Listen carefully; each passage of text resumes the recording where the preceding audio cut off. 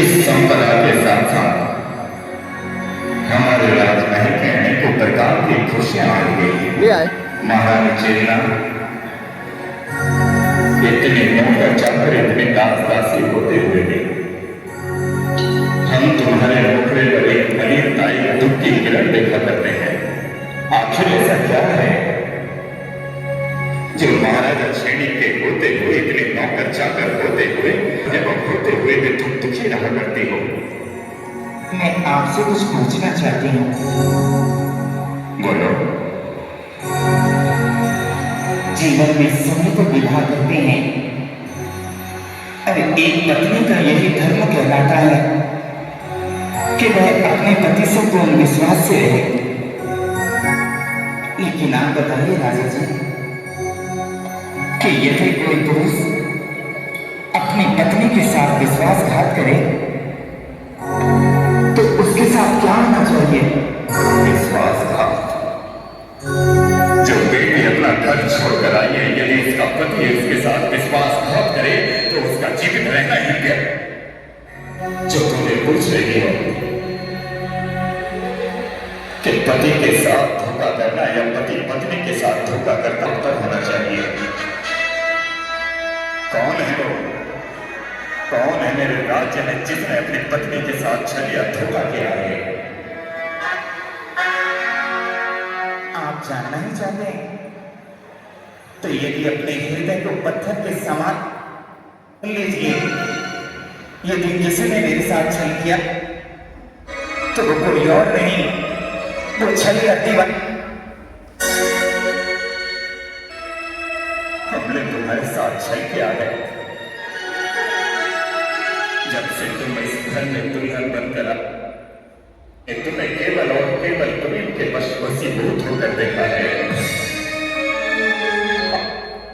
यदि अकेला फिर धोखा करता है तुमसे छल कर, ऐसी कौन सी बात है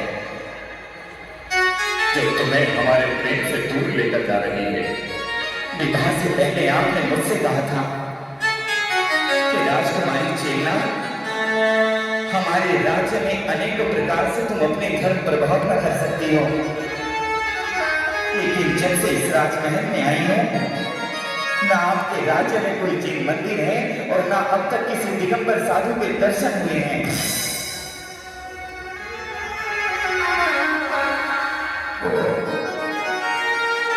जैन मंदिर और दिगंबर साधु नहीं मिले तो तुमने अपने पति को छल कहा, तुमने अपने पति को धोखेबाज कहा। क्या तुम्हारे शस्त्र और शास्त्रों ने इतना नहीं कहा कि महारानी पति का धर्म स्वीकार करना भी पत्नी का धर्म होता है, उसका कर्तव्य होता है? तो महारानी नहीं छल की बात, तो तुम्हारा भी धर्म ये कहता है कि तुम अपने उस पाखंडी जैन धर्म को छोड़कर हमारे धर्म को स्वीकार करो। नहीं समझ पाए तो भला आप किसी को क्या समझेंगे? मैंने जैन कुल में जन्म लिया है और सच्चा जैन वही कहलाता है जो यदि मर भी जाए, मिट भी जाए, लेकिन तब भी अपने जैन धर्म को ना छोड़े।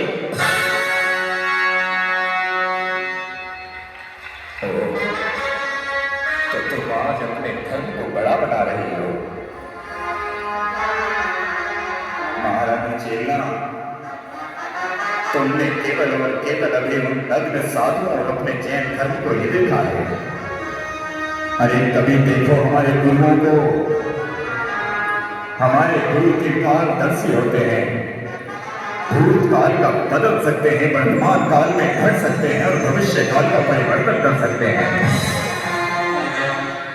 अरे तुम्हारे धर्म ने तुम्हें वो कुछ नहीं दिया होगा जो हमारा धर्म तुम्हें दे सकता है। तुम्हारा जैन धर्म केवल मूर्ति की पूजा के पीछे दौड़ रहा है और हमारे यहाँ जीवित इंसान भगवान के समान। अरे भूल जाओ अपने धर्म को और आज हमारे धर्म को स्वीकार करो। क्या जान रही हो तुम्हारे धर्म को? जो धर्म संसार के दूसरे धर्म को छोटा कहे वो धर्म धर्म नहीं, एक थोपने वाला धर्म बनता है, वो धर्म एक पत्थर के समान हो सकता है। आज दोपहर मैंने अपने गुरु और उनके कुछ शिष्यों को अपने पास बुलवाया है। तुमने भोजन कराना, उसके बाद उनके धर्म की चर्चा सुनना। यदि तुम्हें उनकी बातें जचती हों, धर्म की बातें अच्छी लगती हों, तो तुम हमारा धर्म स्वीकार करना। मैं प्रतीक्षा करूंगा।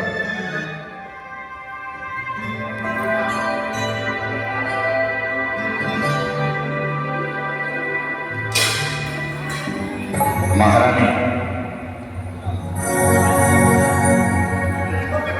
आज ही सुबह राजा जी ने हमें सूचित किया था कि आप इस राज्य में रहकर जनेन्द्र भगवान की उस जैन धर्म की स्तुति करते हो, उसकी वंदना कर रहे हो। लेकिन आपको यह याद नहीं होगा कि इस राज्य की सीमा में जितने भी जैन धर्म या दिगंबर साधुओं का नाम भी हमने जीवित नहीं मृत्यु दंड दिया है।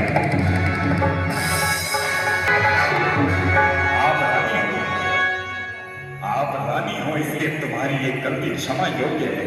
अरे क्या है तुम्हारे जैन धर्म में, क्या है तुम्हारे दिगंबर साधुओं में जो जिंदा आदि हम लोगों में है। मैं तीन काल का धारी हूं, भूतकाल की घटना को बदल सकता हूं, वर्तमान काल को घट सकता हूं और भविष्य को बदल सकता हूं। अरे शिष्य बनकर देखो तो तुम दिन दुगनी रात चौगनी शांति महसूस करोगे। हजारों की संख्या में तुम्हारे राजा जैसे हमारे शिष्य हैं, और तुम हो जो नग्न साधुओं की स्तुति कर रही हो, उनकी वंदना कर रही हो। तो आप क्या कहना चाहते हैं कि मैं अपना धर्म भूलकर आपके धर्म को स्वीकार कर लूं? उत्तम तो यही होगा, जितना जल्दी हो सके अपने धर्म को भूलकर हमारे धर्म को स्वीकार करो। हम कोई साधारण गुरु नहीं, हम त्रिकाल ज्ञान के ज्ञानधारी हैं। हम वो सब कर सकते हैं जो तुम लोगों ने कभी सोचा भी नहीं होगा। कल प्रातःकाल तुम मेरे आश्रम में आना, तब मैं तुम्हें अपने धर्म की और विशेषता बताऊंगा। आपकी सोच से ही पता लगता है मेरा जैन धर्म जो संसार के सभी धर्मों को एक समान करता है, और एक आपका धर्म है जो अपने धर्म को छोड़कर संसार के सारे धर्मों को निम्न धर्म कहता है। भला ऐसा भी क्या धर्म जो दूसरे धर्म को छोटा दिखाता हो?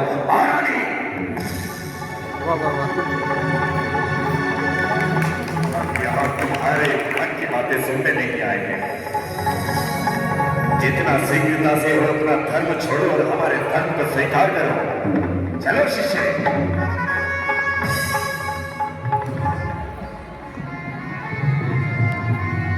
शिष्य, इस द्वार पर हमारी चरण पादुकाएं रखी हुई थी।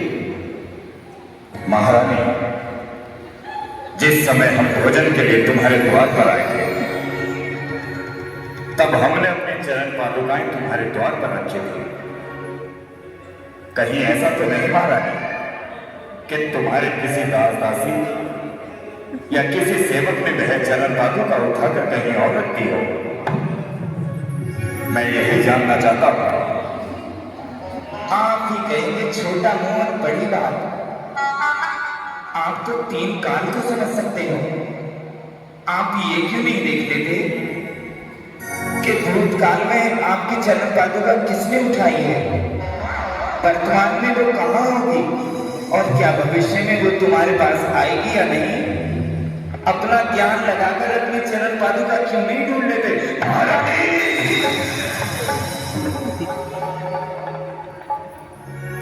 अपने शब्दों को मर्यादा में रखो तो ही अच्छा होगा। तुम क्या सोचते हो कि एक तुच्छ सी पादुका के लिए हम अपना अर्जन किया हुआ ज्ञान यहाँ पर भंग कर दे और तुम्हें अपने चमत्कार दिखाते रहे? आज तक भी किसी आश्रम में या किसी धर्म के गुरुओं ने मेरी परीक्षा लेने की जिज्ञासा नहीं की है।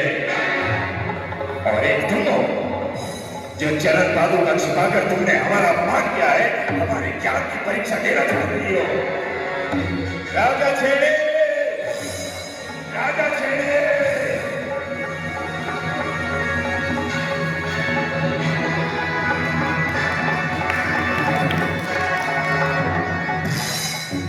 आज तक जिस सुंदर मुख और जिन सुंदर हाथों से आशीर्वाद देते रहे, आज उस मुखड़े पर इतना क्रोध क्यों और किस लिए? अरे पूछ अपने इस रानी से, क्या तेरी रानी ने हमें यहां पर अपमान के लिए बुलवाया था? ये तेरी रानी हमारी चरण पादुका छिपा कर कहती है कि हम अपना ध्यान लगाएं, ज्ञान लगाएं और उस चरण पादुका को ढूंढ लें। राजा छेड़े, जीवन में कभी भी हमारा अपमान नहीं हुआ, लेकिन आज तेरा गुरु अपमानित होकर जा रहा है। मैंने अपमान नहीं, मैं तो केवल उनकी परीक्षा लेना चाहती थी। मैंने उनकी चरण पादुका छुपाई और उनके उस ज्ञान को देखना चाहती थी, जिस ज्ञान को बताकर वो सबका मूर्ख बता रहे हैं। रानी, तेरा एक एक शब्द हमारे हृदय को जी रहा है। राजा छेड़े, तू मेरे अनन्य शिष्यों में से एक है। वचन दे मुझे कि जब तक तू किसी दिगंबर साधु का अपमान नहीं कर देता, तब तक तू मुझे अपना चेहरा नहीं दिखाएगा। जब तक तुझे धर्म का अपमान नहीं कर देगा, तब तक तू अपना ये मुखड़ा मेरे सामने मेरे चरणों में नहीं लेकर आएगा। गुरुदेव, आपका शिष्य वचन देता हूं, आपके अपमान का बदला जैन गुरु और जैन धर्म से न ले लूं, तब तक ये राजा छेड़े अन्न और जल के बूंद तक ग्रहण नहीं करेगा। चलो शिष्य,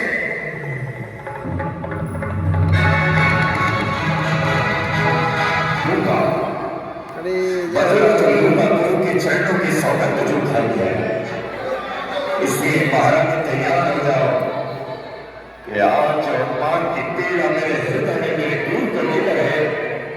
इसी तरह की पीड़ा, यही वेदना तुम स्वीकार करने के लिए तैयार हो जाओ। अगला दूंगा, अगला दूंगा।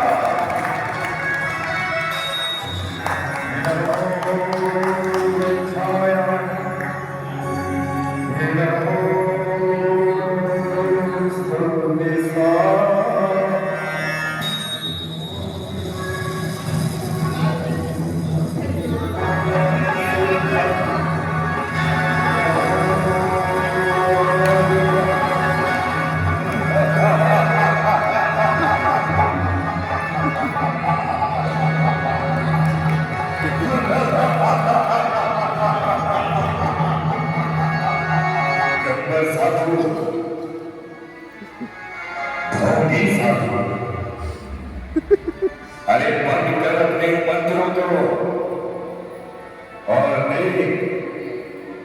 तेरी साधना, तेरे झूठे ज्ञान को तोड़ने वाला अखंड पर्वत राजा छेड़ी तेरे साथ खड़ा है। खोल अपने आंखें और देख, महसूस कर इस डर को। देख अपने सामने खड़े हुए इस भुजंग राजा छेड़ी को। इतने शब्दों पर भी अपनी आंखें नहीं खोलता, बड़ा ठीक है, लेकिन कोई नहीं, तू ऐसे नहीं, तू मेरी छल और माया के सामने अपने घुटने टेक कर मुझसे क्षमा याचना करेगा। वो जंगल के राजा, अगर तू अपने प्राणों की रक्षा चाहता है तो इसी के इसी समय और इस नग्न ढोंगी साधु की मोटी मोटी नौचर खा ले। और खा ले।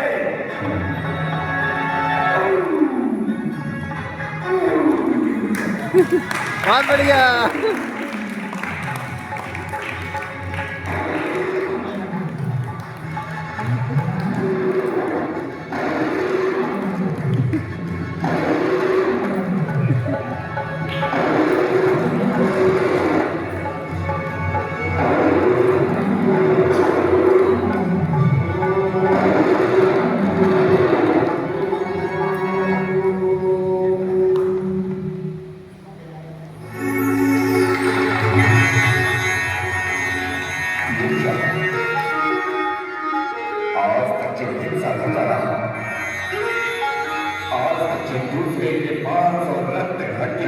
जीवित रहता रहा, आज वो इस नकली साधु को देखकर नतमस्तक हो गया।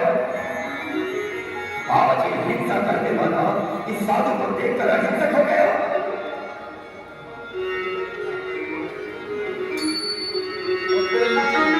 तो सुन नहीं, तू कहाँ है? निकल जा। कहाँ है तू?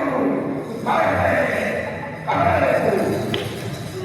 इस धोनी को मैं बुलाऊंगा।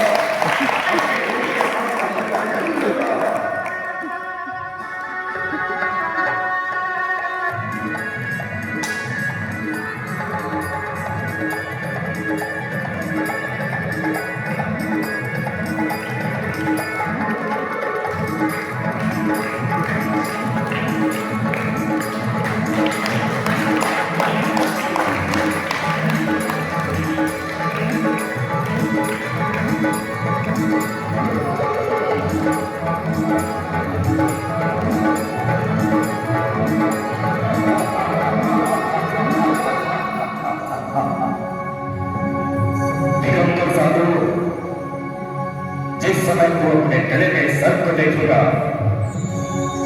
उसके टपकते हुए रक्त को देखेगा, तो तू यहां से अपने धूम दबाकर भाग निकलेगा।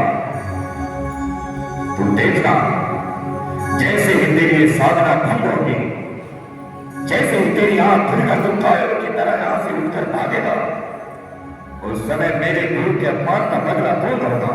हो जाएगा, हो जाएगा। महारानी, तुम यही जानना चाहती हो ना कि मैं आज किस लिए प्रसन्न हूं? याद करो, इस धरती पर एक तुमने किसी का अपमान किया था, और वो कोई और नहीं, मेरे गुरु थे। मेरे राज्य के सीमा में एक दिगंबरी साधु घुसाया। अरे बड़े मंत्र चल रहा था, और उसके उस काले जादू ने सिंह और मेरी दुराचारी शक्तियों को भी अपने वश में कर दिया था। लेकिन वो ये भूल गया था कि मैं राजा शेख हूं। मैंने उस दिगंबर साधु के गले में मारकर सर्प डाल दिया, जो सर्प देखकर वो सुअपरा में गाल भाग जाएगा। मैं आपको क्या कहूं, कैसे समझाऊं मैं आपको? ना आपने अपनी पत्नी को जाना, पत्नी के जैन धर्म को जाना, ना जैन धर्म के दिगंबर साधुओं को जाना। आप जानना चाहते हैं, यदि वो दिगंबर साधु ही हुए तो भले ही इस धरती पर प्रलय ही क्यों ना आ जाए, लेकिन दिगंबर साधु अपनी साधना से तनिक भी नहीं दिखते। इतना मान अभिमान है उनको कि दिगंबर साधु होगा, तो ठीक है। यदि तुझे अपने धर्म का इतना मान है, तो मुझे अपने धर्म का भी अभिमान है। बोल महारानी, यदि वो ढोंगी दिगंबर साधु वहां से उठ भाग खड़ा हुआ, तो क्या तुम अपना धर्म छोड़कर हमारा धर्म स्वीकार करोगी? वो दिगंबर संत तुम्हारे उस उत्सव को छोड़कर चले गए, तो हाँ, मैं चेतना अपने जैन धर्म को छोड़कर तुम्हारा धर्म स्वीकार करोगी। और यदि ऐसा नहीं हुआ तो, यदि वो दिगंबर साधु यथावत अपने स्थान पर बैठे रहे तो शायद संभव होगा नहीं। और यदि ऐसा हुआ, वो दिगंबर साधु अपने स्थान पर बैठे रहे, तो ये राजा शेख वचन देता है कि अपने धर्म को छोड़कर मैं जैन धर्म स्वीकार करता हूं।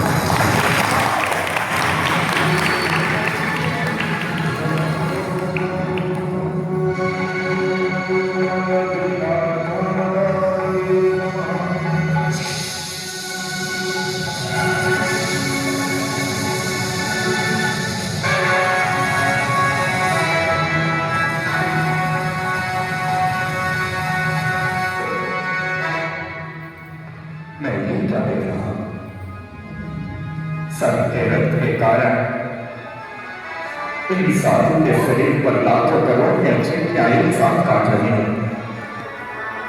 लेकिन देखो, इन दिगंबर साधु के मुख पर तनिक भी दुख नहीं है। ये कितना बड़ा पाप कर दिया मैंने। ये कितना बड़ा पाप कर दिया मैंने। हे दिगंबर मुनि, मुझे क्षमा कर दो, मुझे क्षमा कर दो।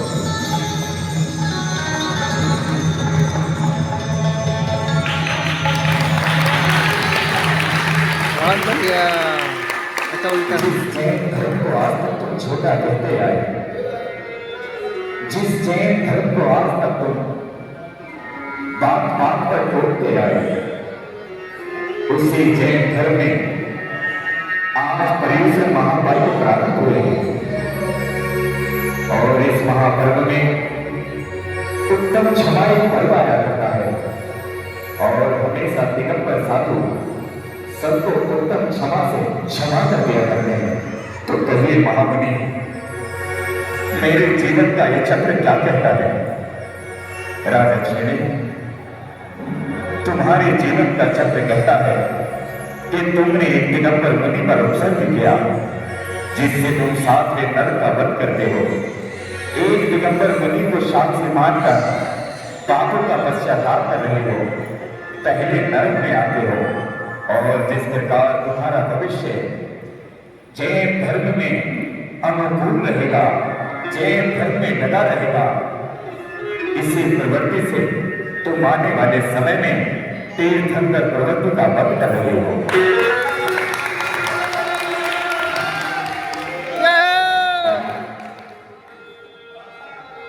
आपके दर्शन पाकर मैं धन्य हो गया। इतना दुख संकट देने पर भी आप मुझे आशीर्वाद भी दे रहे हैं। आज ये तो समझ आ गया कि इस संसार में, इस जैन धर्म में यदि कोई क्षमा का सागर है तो वो केवल दिगंबर साधु हैं, दिगंबर साधु हैं।